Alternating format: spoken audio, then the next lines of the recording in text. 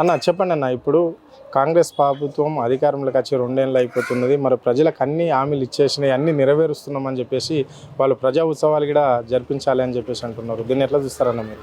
మేము ఎట్లా చూస్తామంటే ఇది ప్రభుత్వమే కాదన్నది అసలు, ప్రభుత్వమే కాదు అసలు. కాంగ్రెస్ ప్రభుత్వం వచ్చిందే బేకార్. అసలు మాకు ఏమీ సవలత్ లేదు. మా బస్సు మొత్తము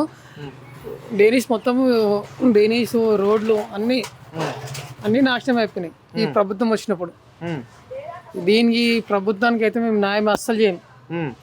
ఎందుకన్నా మరి ప్రజలకు 6 గ్యారంటీలు అన్నారు, అందరికి ఇస్తున్నారు. వాళ్ళకి ఇచ్చిరు. ఏ గవర్నమెంట్ ఇచ్చింది? గవర్నమెంట్ ఈ ప్రభుత్వం ఇచ్చింది అన్నారు. ఏమి ఇచ్చింది? ఏం లేదు. ఆ గవర్నమెంట్ అసలు వసూలే కాలవు అవి. అంటే 6 గ్యారంటీలు అంటే ఇప్పుడు మహిళలకు ఉచిత బస్ ఇస్తున్నారు, సబ్సిడీ గ్యాస్ ఇస్తున్నారు, మళ్ళీ ఇందిరమ్మ ఇండ్లు ఇస్తున్నారు, అంటే చాలా పథకాలు కూడా ఇస్తున్నది కదనే. ఎవరికి ఇచ్చిరనా 6 గ్యారంటీలు? ఎవరికి ఇచ్చిరు? వాళ్ళు చెప్పారు. రేవంత్ రెడ్డి ఏంది చెప్తాడు? ఆయన పనికిరాని ప్రభుత్వం అది.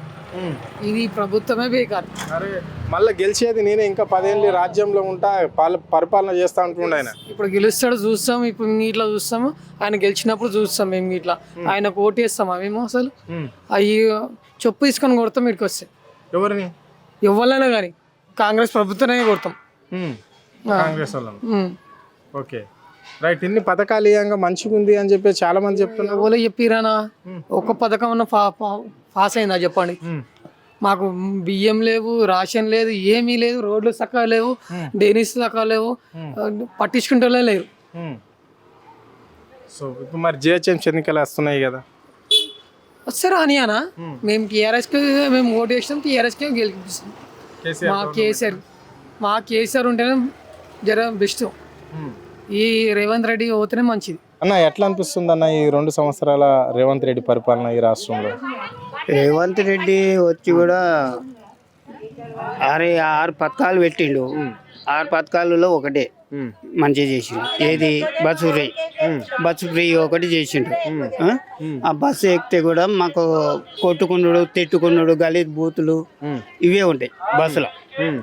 డిస్ట్రిక్ట్లో పోయినా, ఇక్కడ సిటీలో తిరిగినా కొట్టుకున్నాడు, తిట్టుకునేవాడు ఉంటాయి. ఆడోళ్ళతోటి దెబ్బలు తింటుండు. మళ్ళీ మహిళలకు ఏం చెప్పిండు వాడు రేవంత్ రెడ్డి? మహిళలకు 2500 ఇస్తాను, అవి లేవు. ఆడపిల్ల కొడితే తులం బంగారు, పెళ్లి చేస్తే తులం బంగారు పెడతాను, అది లేదు. బతుకమ్మ చీరను ఇంద్రమ్మ చీర కింద ఇస్తుండు, అది వేస్ట్. ఇంద్రమ్మ చీర ఎందుకు అవుతుంది? బతుకమ్మ చీరను ఇంద్రమ్మ చీర కింద ఎట్లా ఇస్తాడు? రాంగ్, అది రాంగ్ ఆన్సర్. అది ఇంకొకటి ఏంది, ఈ రేవంత్ రెడ్డి వచ్చిన కానంటే జనానికి ఫుల్ టార్చర్ అవుతుంది. Full torture. ఏం టార్చర్? జనం అంటే మనకు ఆడు వచ్చి కూడా వేస్ట్. ఆడు అవపడితే గుడ్డలు కూడా తీసి తందమని చూస్తున్నాం జనాలు. మరి ఉంటుండే కదా, సిటీలో ఉంటాడు ముఖ్యమంత్రి, ఎక్కడ పోతలేడు. ఆడు ఎప్పుడు వస్తాడు ఎప్పుడు పోతాడు కూడా ఎవరికి తెలియదు. ఇప్పుడు నీ కన్ను బాగాలేదు కదా, నీకు పెన్షన్ ఎంత వస్తుంది? పెన్షన్ లేదు. పెన్షన్కి అప్లై పెట్టిన రేవంత్ రెడ్డి వచ్చినప్పుడే. డబల్ బెడ్రూమ్కి పెట్టిన. డబల్ బెడ్రూమ్ది అది స్లిప్ ఇచ్చారు కానీ డబల్ బెడ్రూమ్ ఇవ్వలేదు. ఇప్పటి వరకు పెంచింది రాలేదు, డబల్ బెడ్రూమ్ రాలేదు. ఇంకెవరికి చెప్పాలా? అందరికి అన్ని ఇస్తున్నామని చెప్తున్నారు వాళ్ళు. అన్ని వేస్ట్ మాటలు రేవంత్ రెడ్డి, అన్ని వేస్ట్ మాటలు. కేసీఆర్ ఉన్నప్పుడు కొంచెం ఆడపిల్లలను కొంచెం గౌరవంతో ఉండే, కాపాడుకుంటూ ఉండే.